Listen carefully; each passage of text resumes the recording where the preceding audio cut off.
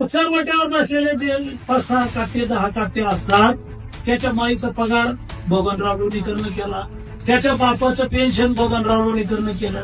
नरेंद्र मोदीजींनी 6,000 रुपये त्या बापाला पेरणीला दिलेत. तुझ्या माईच्या, तुझ्या बहिणीच्या, तुझ्या बायकोच्या नावावर लाडक्या बहिणीचे पैसे आले. तुझ्या अंगावरचे कपडे आमच्या सरकारचे, तुझ्या पायातलं बूट चप्पल आमच्यामुळं आहे, तुझ्या हातातलं ते डबडे मोबाईलचं आमच्यामुळं आहे. अरे आमचंच घेतो ना, आमच्याच पेगड्यावर घेतो आम्हाला. मोठमोठ्या जाहिराती येतात किसान सन्मान निधी योजनेच्या.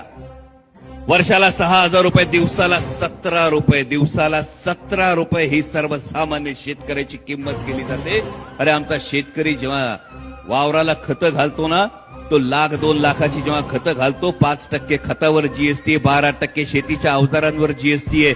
आणि 2-5 लाखाचं जर तुम्ही 5%चा जीएसटी केला तर 25,000 शेतकरी तुम्हाला करापोटी देतो. त्याला परत देताना तुम्ही 6,000 त्याच्या तोंडावर मारता. पण माझा शेतकरी सांगतो की या 6,000 रुपयाची दिवसाच्या 17 रुपयाची भीक देण्यापेक्षा खतांच्या किमती आधी मर्यादित ठेवा. म्हणून हा प्रश्न विचारावा लागतो की कुठल्या तोंडानं विचारणार जय जवान जय किसान.